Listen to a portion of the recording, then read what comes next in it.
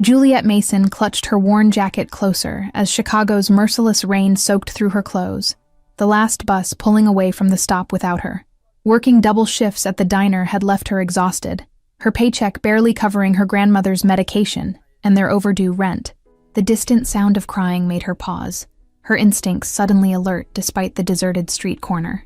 Following the sound, she discovered a small girl huddled beneath a shop awning, designer clothes soaked through, tears streaming down her cherubic face. "Are you lost, sweetheart?" Juliet knelt beside the trembling child, noticing immediately the expensive quality of her rain-drenched dress. The little girl's eyes widened with fear, backing away until her tiny shoulders hit the brick wall behind her. Juliet spotted bruises on the girl's wrists, alarm bells ringing in her mind as she scanned the empty street. Something wasn't right. Children this young and well-dressed didn't end up alone in this part of Chicago without reason. "My name's Juliet.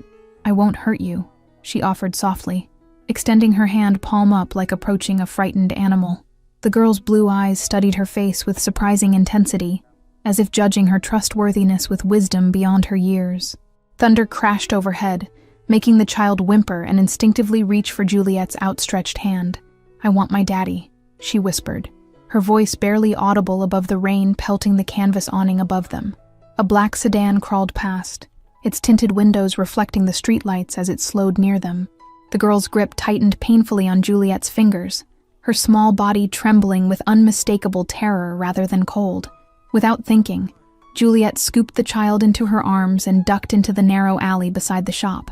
The sedan's door opened slightly before closing again, its engine revving as it continued down the street with deliberate slowness. "They took me from school," the girl whispered against Juliet's neck, her small arms wrapped tightly around her savior. "Bad men said Daddy would pay lots of money to get me back." Juliet's mind raced through her limited options as she cradled the shivering child against her chest. Her apartment was 15 blocks away, but the diner where she worked was just around the corner, with its back entrance always unlocked for early deliveries. The sedan reappeared at the far end of the street, moving slowly as if searching for something, or someone.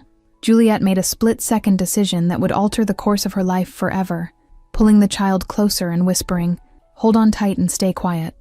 Keeping to the shadows, Juliet moved swiftly through back alleys she knew by heart, feeling the girl's racing heartbeat against her own. Her grandmother always said kindness would be her downfall, but something about this child's terror left no room for hesitation. A diamond bracelet glinted on the girl's wrist, catching the dim light as they moved, a delicate thing with a small engraved pendant. Juliet recognized the insignia immediately, her blood running cold as realization struck her with the force of the wind now driving rain into their faces. The Buchanan family crest was infamous in Chicago, synonymous with the city's most dangerous and powerful man, Maxwell Buchanan, whose criminal empire controlled everything from the docks to City Hall. Juliet had just rescued the daughter of Chicago's most feared Mafia boss. The girl's head grew heavy against Juliet's shoulder as exhaustion overtook fear, her breathing evening out despite their hurried pace. Juliet made a decision that might cost her everything, turning away from the diner and toward her own apartment instead. The child needed warmth and safety before anything else. Juliet's tiny one-bedroom apartment offered little luxury, but its locks were sturdy and the building quiet. She gently placed the sleeping child on her threadbare couch, covering her with the only clean blanket she owned. While the girl slept, Juliet examined the bracelet more closely, finding the name Ivy delicately inscribed beside the family crest. She remembered newspaper headlines about Maxwell Buchanan's family, how fiercely he guarded his only daughter after his wife's suspicious death 3 years ago. A soft knock at her door sent ice through Juliet's veins, freezing her in place as she stared at the sleeping child. Nobody visited her at this hour. Nobody visited her at all except the landlord demanding rent. Through the peephole, she saw only an empty hallway, but the hairs on her neck stood at attention. Someone was there, watching, waiting. The same someone who had followed them through the rainy streets. Juliet moved silently to her kitchen, grabbing the only weapon she owned, a cast-iron skillet her grandmother had given her. The knocking came again, more insistent this time, followed by the unmistakable sound of her cheap lock being manipulated. Before panic could overtake her, Ivy stirred on the couch, sitting up with wide, frightened eyes. "Is it them?"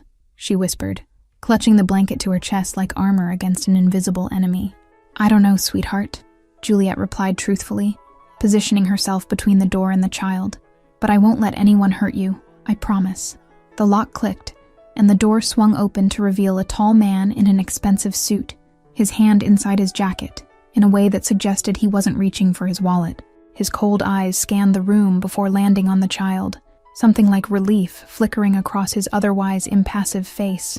"Step away from her," he commanded, his voice carrying the weight of someone accustomed to immediate obedience. Behind him, 2 more men filled the narrow hallway, their bulky frames blocking any escape route Juliet might have considered. Ivy leapt from the couch with a squeal that startled everyone, running straight past Juliet toward the man. "Uncle Philip!" she cried, wrapping her arms around his legs with obvious familiarity and relief. The man, Philip, placed a protective hand on the child's head, his expression softening momentarily before hardening again as he refocused on Juliet. "Who are you? And how did my niece end up here?" "She rescued me from the bad men, Uncle Philip," Ivy announced, before Juliet could form a response. "They were going to hurt me, but she carried me away and kept me safe." Philip's suspicious gaze never left Juliet's face, even as he knelt to Ivy's level. "Are you certain, Princess? Did this woman hurt you or tell you what to say?" Ivy shook her head vigorously, her small face suddenly serious beyond her years. "Juliet is nice. She has a grandma who's sick, and she works at a diner with blue booths." The precision of the child's observation startled Juliet. She hadn't mentioned her grandmother or her workplace. Ivy's uncanny perceptiveness made her seem older than her small frame suggested. "My brother will want to speak with you," Philip stated, his tone making it clear this wasn't a request. His men moved into the apartment, one checking rooms while the other spoke urgently into a phone. Juliet gripped her skillet tighter, summoning courage she didn't know she possessed. "I'm not going anywhere with strangers in the middle of the night, not even for Maxwell Buchanan." Philip's eyebrows rose slightly, the first hint of something other than suspicion crossing his face. "You know who she is? Yet you brought her here instead of demanding ransom. Interesting choice." Before Juliet could respond, the building's lights flickered and died, plunging the apartment into darkness broken only by the city glow through rain-streaked windows. The men instantly surrounded Ivy, weapons appearing in their hands as if conjured from thin air. "They found us!" Philip hissed, pulling Ivy behind him as his men moved to defensive positions. The sudden transformation from intimidators to protectors left Juliet momentarily stunned. A bullet shattered the window, sending glass cascading across her worn carpet like diamonds. Juliet dropped to her knees, crawling toward Ivy, who had been pushed into the kitchen corner. "Fire escape," she whispered to Philip, who nodded tersely as his men returned fire toward the building across the street. The practiced precision of their movements spoke of military training far beyond ordinary bodyguards. Juliet grabbed her grandmother's medication from the bathroom cabinet before joining Ivy in the kitchen, knowing she might never return to this apartment. 7 years of her life reduced to a single bottle of pills and the clothes on her back. With Philip covering their retreat, Juliet led Ivy down the rickety fire escape, each rusty creak setting her teeth on edge. The little girl moved with surprising stealth, following instructions without question. Clearly not the first time she'd escaped danger. The rain had stopped, leaving behind a heavy mist that clung to their skin as they reached the alley below. A sleek black SUV with tinted windows idled at the curb, its driver watching their descent with calm assessment. "Get in," Philip ordered as he joined them, his suit somehow still immaculate despite their chaotic escape. His men appeared moments later, moving backward down the fire escape with weapons still trained on unknown assailants. Juliet hesitated, her instincts screaming that entering the vehicle would irrevocably change her life. But Ivy's small hand slipped into hers, tugging gently with implicit trust that made her decision for her. The vehicle's interior smelled of expensive leather and subtle cologne, its smooth acceleration taking them away from the only home Juliet had known since her parents' death. Ivy leaned against her, small fingers still intertwined with Juliet's as though she were a lifeline. "My father is very powerful," Ivy whispered, her breath warm against Juliet's arm. "He will keep you safe now, just like you kept me safe." The SUV convoy wound through Chicago's exclusive Gold Coast neighborhood, finally stopping before a towering mansion protected by an ornate iron gate and armed guards. Security cameras tracked their movement as the gates parted silently, admitting them to a world Juliet had only glimpsed in magazines. Ivy perked up immediately, her previous fatigue vanishing at the sight of home. "Daddy will be in his office," she informed Juliet with the certainty of routine, her small hand still firmly gripping Juliet's as they exited the vehicle. Marble floors gleamed beneath crystal chandeliers as they entered, household staff appearing, then disappearing like ghosts, efficient and silent. Juliet felt painfully out of place in her rain-stained waitress uniform, acutely aware of the mud her cheap shoes tracked across pristine floors. Philip led them through the mansion's labyrinth of hallways, Ivy skipping beside Juliet with newfound energy. The journey ended at an imposing oak door, where Philip knocked once before entering without waiting for response. The man behind the massive desk rose immediately, his presence filling the room despite his average height. Maxwell Buchanan's reputation for ruthlessness was written in the hard lines of his face, yet when his eyes fell on his daughter, they softened with unmistakable love. "Princess," he breathed, crossing the room in 4 strides and sweeping Ivy into his arms. For a moment, he was simply a father reunited with his child, the dangerous Mafia boss temporarily eclipsed by parental relief. The transformation didn't last long, his piercing gaze shifting to Juliet with calculated assessment. "You're the waitress from that diner on 35th, he stated, rather than asked, his tone revealing an unsettling knowledge of her existence before tonight's events. "You've been watching me?" Juliet asked, surprising herself with her boldness. Exhaustion and adrenaline had stripped away her usual caution, leaving only raw honesty in its place. Maxwell's expression remained unreadable as he set Ivy down, instructing her to find Mrs. Bennet for a bath and bed. The child hesitated, looking back at Juliet with unexpected concern before reluctantly obeying her father's gentle directive. "I watch everyone in my territory, especially those who repeatedly decline Philip's offers to work in my establishments," Maxwell replied once Ivy had gone, his casual tone belying the intensity of his scrutiny. "Loyalty is rare, Miss Mason, particularly when accompanied by integrity." Juliet tensed, realizing the brothers had known her identity all along. "I didn't know she was your daughter when I helped her, and I wouldn't have asked for money regardless," she replied, lifting her chin despite her exhaustion. Something resembling respect flickered across Maxwell's face as he circled his desk, studying her as one might examine an unexpected puzzle. "The Cardelli family has been trying to get to me through Ivy for years," he explained. "But tonight they nearly succeeded. Your daughter mentioned bad men taking her from school," Juliet offered, watching his expression darken with cold fury that made her instinctively step backward. This was the Maxwell Buchanan from newspaper headlines, the man whose enemies disappeared without trace. For the first time, Juliet noticed the wall of security monitors behind his desk, displaying feeds from across Chicago, including one showing her apartment building, now surrounded by police. Her life as she knew it had ended the moment she'd lifted Ivy into her arms. "You have a choice now, Miss Mason," Maxwell stated, his voice deceptively gentle. "You've seen my face, my home, my daughter, information my enemies would kill for. What do you imagine happens next?" Juliet swallowed hard, acutely aware that her next words might determine whether she left this mansion alive. "I imagine you either trust me or eliminate me," she answered honestly, too tired for games. "But your daughter trusts me, and that should count for something." Maxwell's lips curved slightly, not quite a smile, but something approaching approval. "Honesty. Refreshing," he commented, pressing a button that summoned Philip back into the room. "The Cardellis had inside help," Philip reported without preamble, placing a tablet before his brother. "Someone on our payroll provided Ivy's schedule and security rotation." Maxwell's expression hardened as he reviewed the information, his controlled facade cracking slightly to reveal the rage beneath. "Find them," he commanded, the 2 simple words carrying the weight of an execution order. Philip nodded once before turning his attention to Juliet. "Your apartment's been compromised.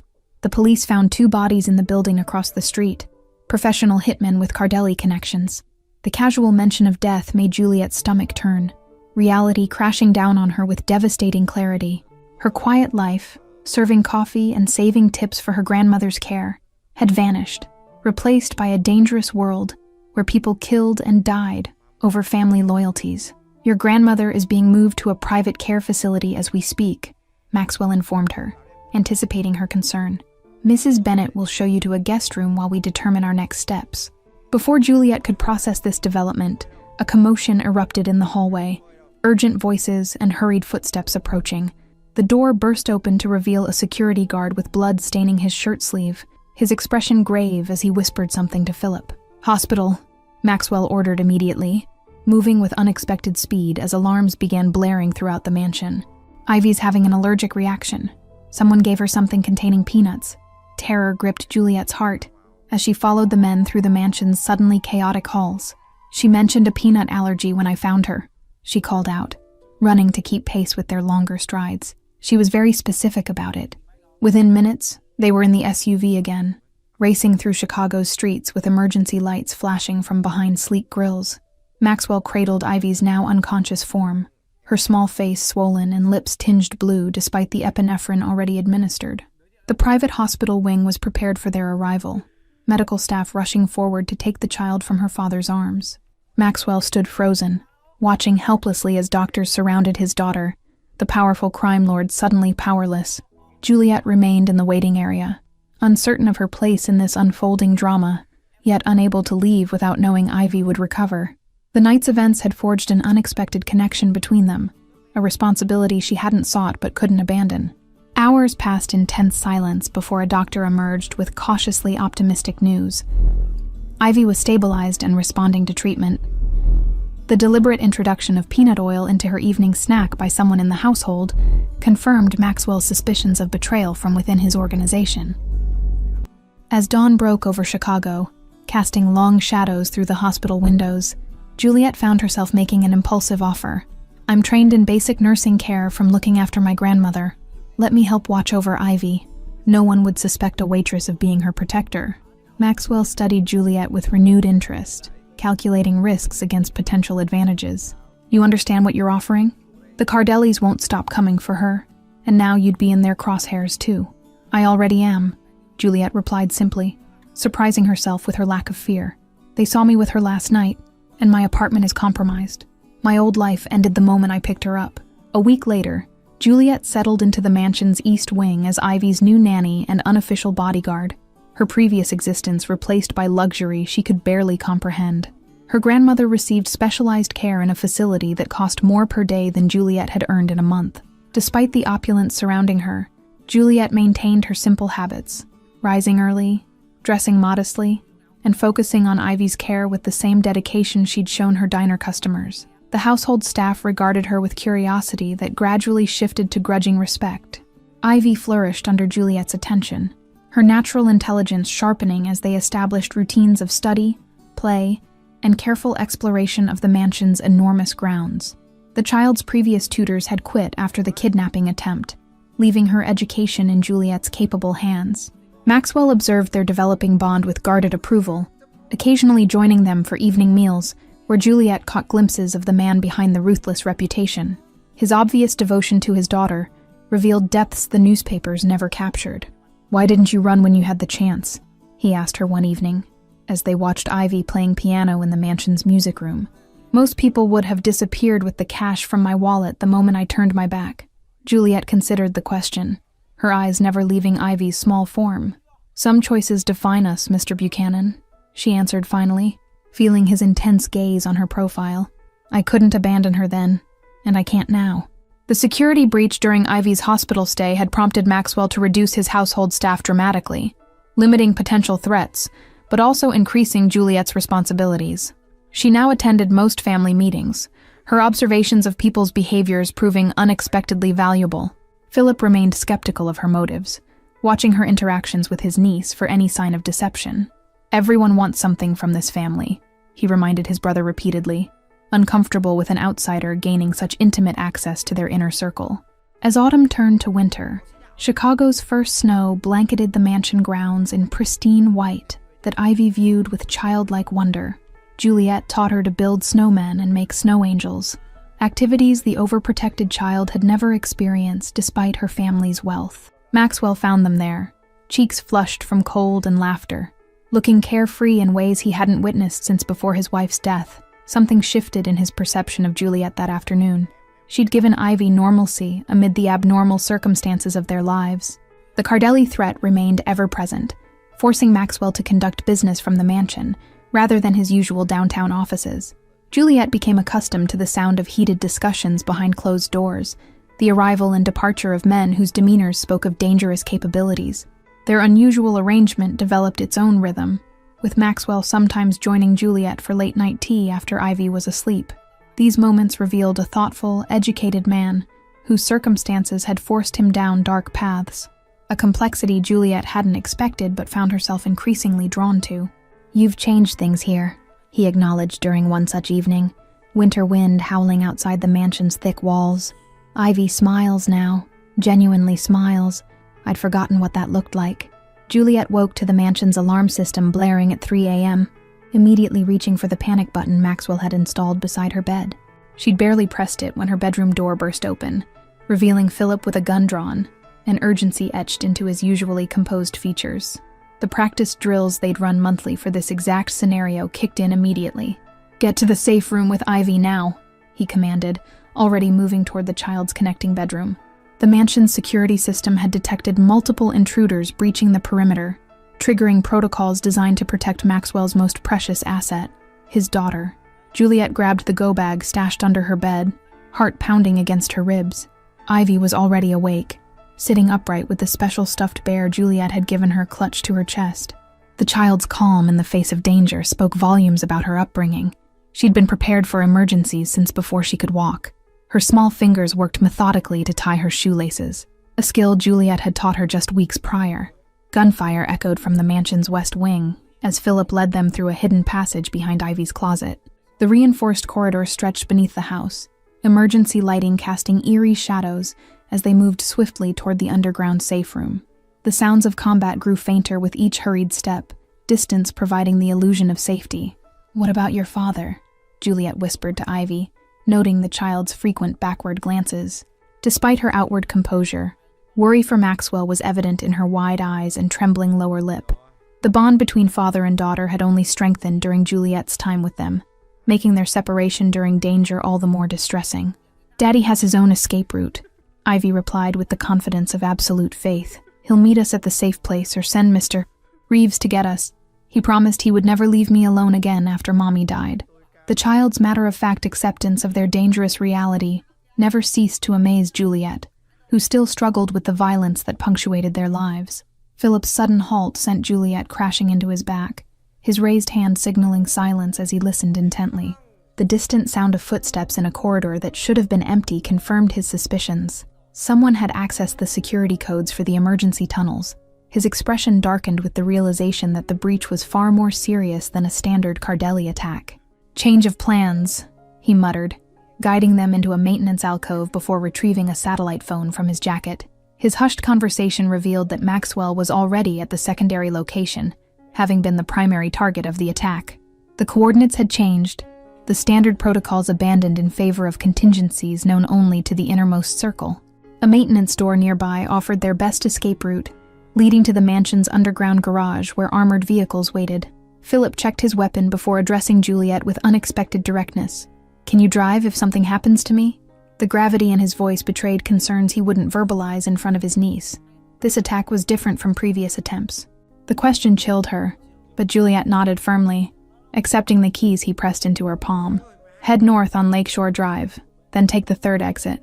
The GPS is programmed with coordinates," he instructed, his tone leaving no room for questions. He removed his suit jacket, revealing a shoulder holster that contained a second weapon, which he hesitated before offering to her. Ivy slipped her small hand into Juliet's, a gesture that had become their silent communication of trust. "Like our practice drills," the child whispered encouragingly, her resilience remarkable for someone so young. In moments of crisis, Ivy's resemblance to her father became most apparent. The same steadiness under pressure, the same ability to compartmentalize fear. The maintenance door creaked slightly as Philip pushed it open, revealing the cavernous garage beyond. 3 vehicles waited in strategic positions, their engines modified for both speed and protection according to Maxwell's exacting standards. The nearest, a matte black SUV with reinforced panels, was their target, its proximity to the exit door providing the fastest escape route. Halfway to the nearest SUV, a shot rang out, the bullet striking Philip in his left shoulder with enough force to spin him sideways. He returned fire immediately, pushing Juliet and Ivy behind a concrete pillar as he took cover behind a nearby vehicle. Blood soaked through his white shirt, the crimson stain expanding with alarming speed as he continued firing toward the garage's far entrance. "Go!" he shouted, continuing to exchange gunfire with unseen assailants. "I'll hold them here. Get her to Maxwell." His devotion to his brother's family overrode any concern for his own safety, his injured arm hanging useless at his side. while he maintained suppressive fire with his dominant hand. Bullets pinged against concrete as she slid beside him, quickly assessing his injury with her nurse's training. "You can't cover us if you bleed out," she stated matter-of-factly, tearing strips from her nightgown to create a makeshift pressure bandage. The wound was serious, but not immediately fatal. If she could stabilize him long enough to reach medical assistance, his chances of survival were good. Philip stared at her with newfound respect as she worked efficiently, stemming the blood flow while maintaining awareness of their surroundings. "You're either incredibly brave or spectacularly foolish," he commented, wincing as she tightened the bandage. The color had drained from his face, shock beginning to set in despite his efforts to remain alert. "Probably both," Juliet admitted, checking that Ivy remained safely hidden. "Can you still shoot with your right arm? I need covering fire to get Ivy to the vehicle." The shooters had momentarily ceased firing, likely repositioning for a better angle of attack. Their window of opportunity would be measured in seconds rather than minutes. With Philip providing suppressive fire, Juliet retrieved Ivy and managed to reach the armored SUV, the child staying remarkably silent despite the chaos. She helped Philip into the back seat before taking the driver's position, hands steady on the wheel despite her racing heart. The vehicle responded instantly to her touch, its powerful engine roaring to life with a reassuring rumble of contained power. The garage door opened automatically as they approached, sensors recognizing the vehicle's transponder. Juliet accelerated onto the private drive, glimpsing flames now engulfing the mansion's east wing in her rearview mirror. Her home for the past 3 months reduced to ash and smoke. Behind them, additional explosions illuminated the night sky, the Buchanan estate becoming a funeral pyre for whoever remained inside. Maxwell's relief at their arrival was evident in his immediate embrace of Ivy, his usual stoic demeanor cracking at the sight of his daughter safe and unharmed. The remote lakehouse serving as their safe haven was modest, compared to the mansion, but no less secure. Sophisticated surveillance systems monitored the perimeter, while armed guards patrolled at regular intervals throughout the property's extensive grounds. "You saved my brother," he stated later that night, finding Juliet alone on the lakeside deck.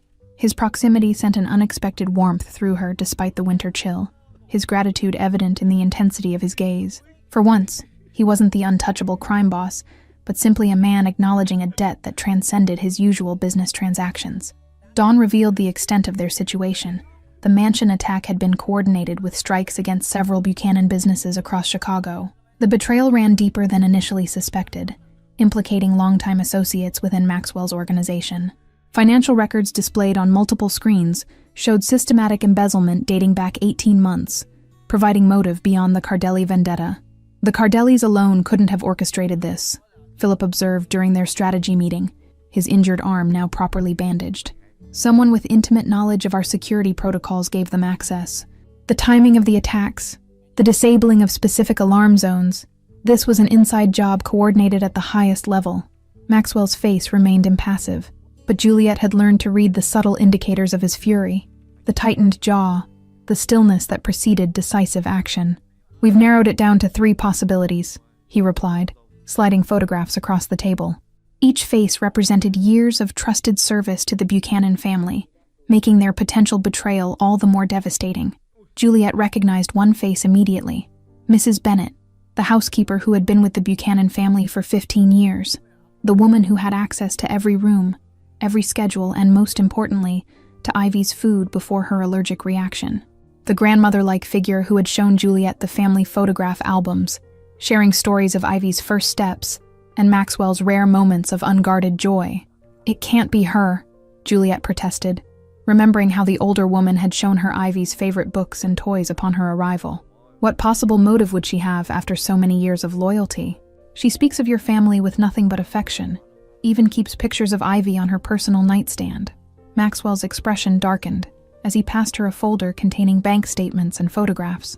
"Her son has a gambling problem and owes the Cardellis nearly $1 million. They offered to clear his debt in exchange for access to Ivy. The transfers began the day before Ivy's kidnapping attempt, with larger payments following her allergic reaction at the hospital. The realization that someone would endanger a child to save their own family struck Juliet deeply, moral complexities she had never considered before entering this world. In the Buchanan universe, loyalty and betrayal carried consequences beyond anything in her previous existence.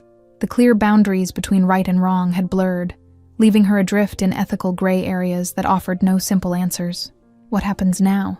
she asked quietly, painfully aware of how completely her fate had become intertwined with this family.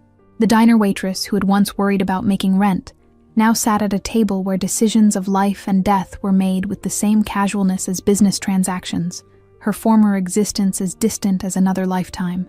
Maxwell studied her for a long moment before answering, his calculating gaze softening almost imperceptibly. "Now you have another choice to make, Juliet. You've proven your loyalty beyond any reasonable expectation, risking your life for my family when you could have walked away. Few people in my world act without expectation of personal gain." Philip cleared his throat, drawing their attention to the surveillance feeds showing Ivy playing chess with one of the security team. "My brother's offering you a permanent position within our organization. Legitimate business operations, of course. Your financial acumen hasn't gone unnoticed. Your ability to manage the household accounts exceeded our expectations." "You want me to work for you?" she clarified, uncertain whether the offer represented opportunity or a gilded cage. The boundaries of her role had evolved organically from nanny to something more complex. Confidant, advisor, protector, each transition occurring so naturally, she'd barely noticed the accumulating responsibilities. Maxwell leaned forward, his intense focus making the world beyond their conversation fade to insignificance. "I want you to work with me, Juliet. You see things others miss, question what most accept without thought, and, most importantly, you genuinely care for Ivy beyond any financial incentive. Those qualities are rare in my world, and invaluable to my family's future." The offer represented everything Juliet had ever wanted: financial security, meaningful work, purpose beyond daily survival, yet came from a source she would have once avoided at all costs. The moral compromise weighed against her grandmother's improved care, Ivy's clear attachment to her presence, and the undeniable connection forming between herself and Maxwell Buchanan. "I need time to think," she requested, unprepared for the life-altering decision thrust upon her. 3 months ago, she'd been a waitress with simple dreams. Now she contemplated joining Chicago's most powerful criminal family in their legitimate business ventures. Knowing the thin line separating legal from illegal operations often blurred under financial necessity. 3 weeks later, Juliet sat in Maxwell's downtown office reviewing quarterly reports from his legitimate business holdings. Her natural talent for numbers had translated seamlessly into corporate finance, her suggestions for operational improvements earning reluctant respect from longtime employees initially resentful of her rapid ascension within the organization. "The restaurant chain is underperforming because the managers are skimming from daily receipts," she explained, highlighting discrepancies in the financial statements spread across Maxwell's desk. "They've created a pattern of reported food waste that doesn't match actual inventory usage. Small amounts daily, but it accumulates to significant losses monthly." Maxwell nodded thoughtfully, making notes in his precise handwriting. "You've accomplished in 3 weeks what my financial team couldn't identify in 6 months. Your perspective as a former service worker provides insights they lack, seeing patterns from both sides of the operation." "Mum," his appreciation went beyond professional admiration, his gaze lingering on her face with increasing frequency during their daily meetings. The lakehouse had become their permanent residence after the mansion's destruction, its relative seclusion providing security while reconstruction began on the family estate. Ivy thrived in the natural setting, her education continuing under Juliet's guidance, supplemented by specialized tutors brought in for advanced subjects beyond her knowledge. "I never expected this life," Juliet confessed one evening as she and Maxwell walked along the frozen lakeshore.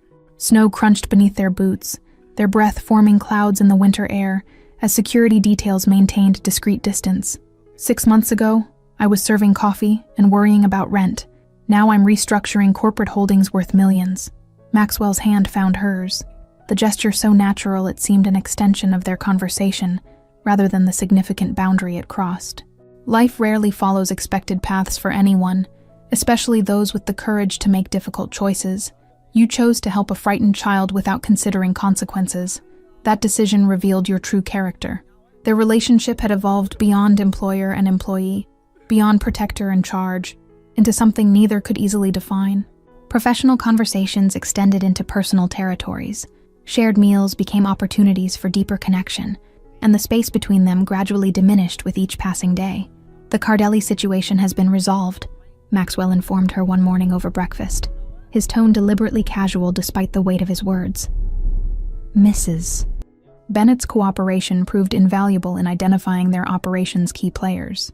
Chicago will be experiencing a significant reduction in organized crime this quarter. Juliet understood the unspoken reality behind his statement, the bloody elimination of a rival family, conducted with the same methodical efficiency he applied to business acquisitions.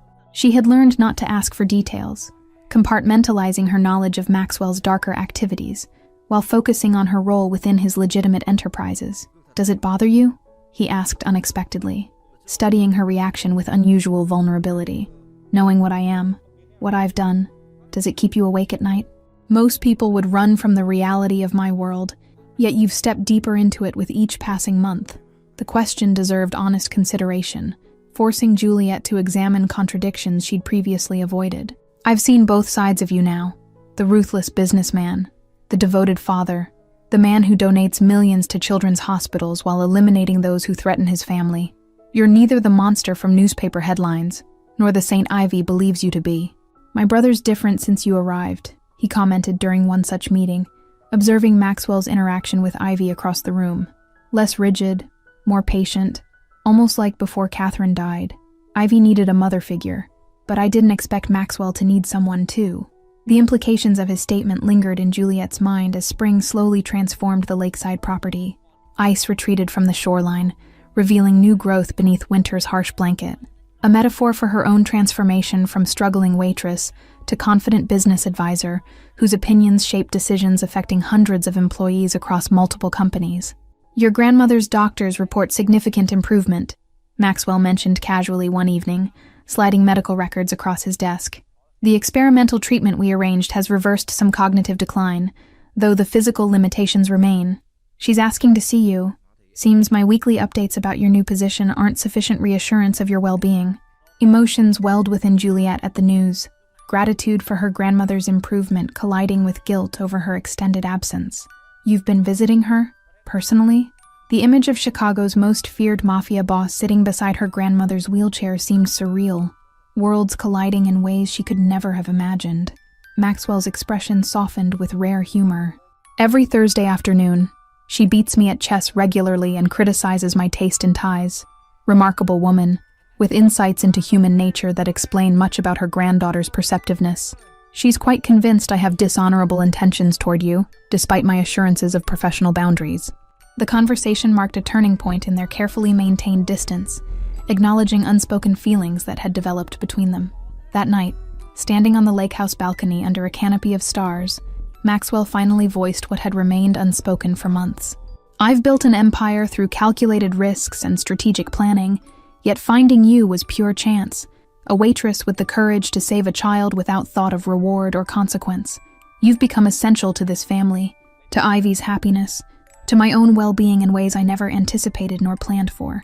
His hand cupped her cheek with surprising gentleness, the hardened crime boss momentarily replaced by simply a man expressing genuine emotion. "I can offer you a life of security, privilege, and purpose, but it comes with complications few would willingly accept.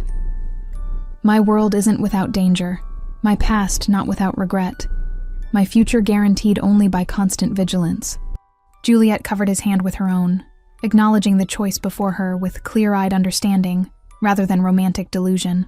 "I knew who you were the moment I recognized Ivy's bracelet that rainy night. I've seen both the darkness and light within your world, made peace with complexities I once would have judged from safe distance." Their first kiss bridged remaining distance between separate worlds, the waitress who had struggled for survival, and the powerful man whose empire spanned Chicago's skyline. Two lives intersecting through chance, circumstance, and ultimately choice, creating something neither had sought but both now recognized as irreplaceable. 6 months after carrying a frightened child through rainy streets, Juliet Mason stood beside Maxwell Buchanan at his rebuilt mansion's grand reopening, Ivy between them, holding both their hands as they greeted Chicago's elite, with the unified presence of a family forged through adversity rather than blood.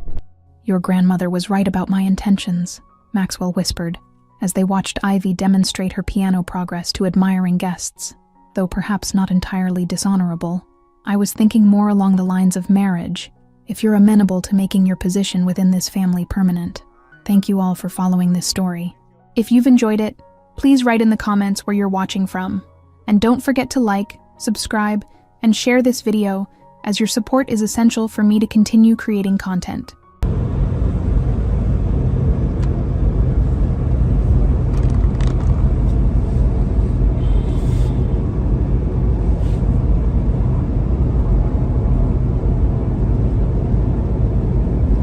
Сейчас зайдем, посмотрим, как у меня трансляция началась.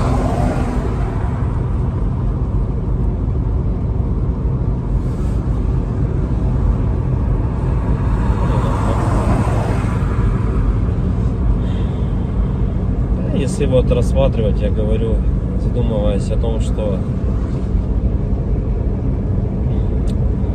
прожитые типа 30 лет, так смотришь на многих людей, которые сейчас, соответственно, живут, которым в районе 30, которые уже потеряли вообще вкус к жизни, да, радость какую-то от жизни. Таких, причем, кстати, становится все больше и больше. Мне кажется, этот средний возраст, когда говорили, что начинается вот этот кризис среднего возраста, он тоже сместился, как и говорят, что сейчас люди, в принципе, быстрее взрослеют, быстрее осмысливают все, да, почему-то это всегда все в плохом больше ключе на самом деле, да, вот что сейчас дети, например, быстрее взрослеют, вот, и мне кажется, кризис вот этот среднего возраста, он, наверное, тоже сместился. И вот я думаю, что он сместился где-то в районе 30 лет. Опять-таки, это тоже не со всеми, наверное, связано. Не у всех людей так, все люди разные. И как-то приходишь к той мысли о том, что помимо того, что люди сами по себе стали такие вот, наверное, депрессивные, да, времена такие сложные, да, вот это вот еще извне много каких вещей случается, на данный момент, которые людям усугубляют эту ситуацию на самом деле, вот этой депрессии, вот этих кризисов, да, каких-то переходных моментов в жизни. И непонятно, если конец этому всему, да, наступает людей потом белая полоса в жизни, или они не могут выбраться из нее. Примеров достаточно на самом деле много. Например, вот сосед у меня есть такой хороший парень был, и есть, он хороший человек сам по себе, но вот у него сейчас очень сложные времена такие, как бы дизмораль на него напала о том, что он не реализовался в своей жизни к 30 годам, что жизнь у него кончена. И не может он выбраться из этой ситуации. Да? Как говорят, если мы говорим, что это мужики такие, да, типа слабые, да, какие-то, безморальные, как бы такие вот, что в основном это случается, наверное, зачастую, может быть, это у мужиков случается в этом возрасте, такой кризис, наверное, да, каких-то неудач в своей жизни, не пришедших ни к чему достойному и хорошему. Но вопрос в том, что это мужики такие, типа слабые, или времена такие стали, что если вот разобраться так, вот, например, возьмем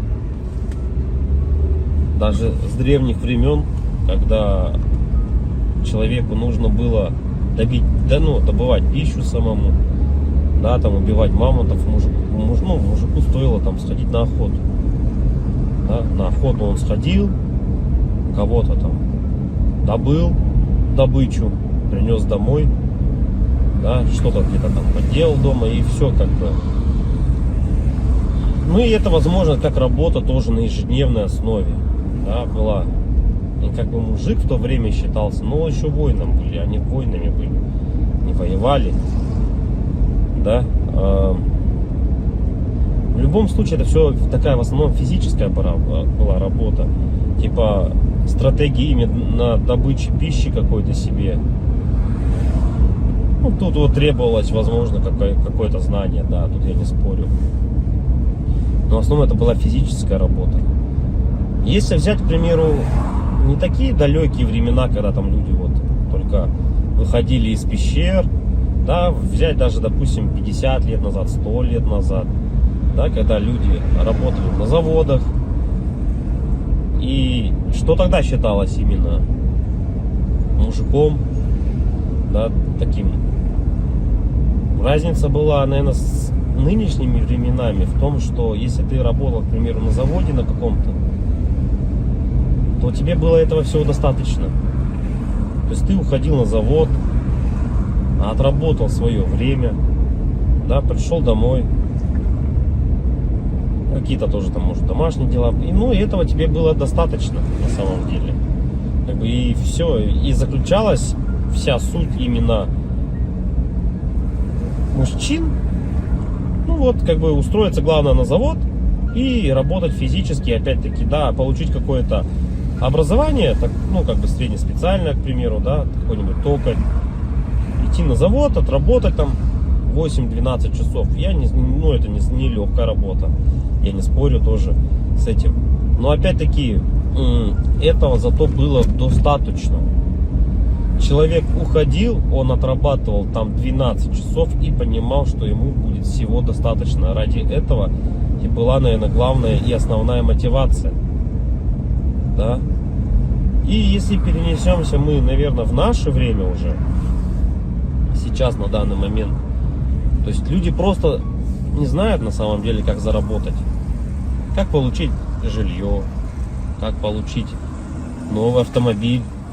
То есть способов получения данного результата его нету как такового. Это говоря о том, что ты будешь ходить на работу по 8, по 12 часов, допустим, сутками там работать, да, ты не заработаешь на машину, заработаешь ты на нее через 5 лет, если ты там не будешь ни пить, ни есть, как бы, да. Ну ладно, если вообще не тратить деньги, то заработаешь год. Ну такого же невозможно, это же только где-то в сказках. С учетом нынешних трат, то есть даже при зарплате какой-то средней, там 100 тысяч рублей, ну где-то 60, где-то 70, где-то 80. Возьмем от 60, наверное, до 120. То есть, к примеру, достижение результата такой, как, к примеру, квартира, недвижка какая-то своя, это кредиты, ипотеки. То есть вот здесь и сейчас ты берешь. И залазя все глубже и глубже, то есть, как сказать, взял ты, к примеру, себе недвижимость, да, в ипотеку, пусть она будет так. Помимо тех трат, к примеру, помимо этой ипотеки, там, ремонт и так далее, тебе за эти 20 лет нужно и телефоны менять, и одежду менять, и так далее, там, кушать надо. Машины также в этот же момент менять тебе надо. И то есть это кабала на самом деле такая, она дизморальная. И к чему это все? Что же значит мужик в наше время, который ходит на завод, работает 12 часов, а денег у него все равно нету. Как бы добычу он принести уже не может, да? Ну типа он может сходить в лес, но от этого толку особо не будет. И, наверное, сам интернет, во-первых, расфорсил вот это вот все, то, что люди должны зарабатывать какие-то миллионы. Они должны зарабатывать. Это было бы шикарно, если бы каждый зарабатывал. Но каждый по своей сути не может столько зарабатывать, да, потому что не хватит денег, чтобы каждый. А может их и хватит, но никто никому не даст так зарабатывать. И вот возвращаясь, к примеру, к тому, что какая зарплата? 1300, наверное, должна быть в наше время, чтобы как бы себя, наверное, обеспечивать, да, хорошо, одному. И кто же тогда мужик в наше время? Типа, что он должен делать? Что он должен выполнять? Как бы, если он ходит на работу, но смысла от этого нету. Ну, как бы он есть, да, у тебя какой-то идет доход, но если его недостаточно. Смотришь другие профессии, другую работу, да,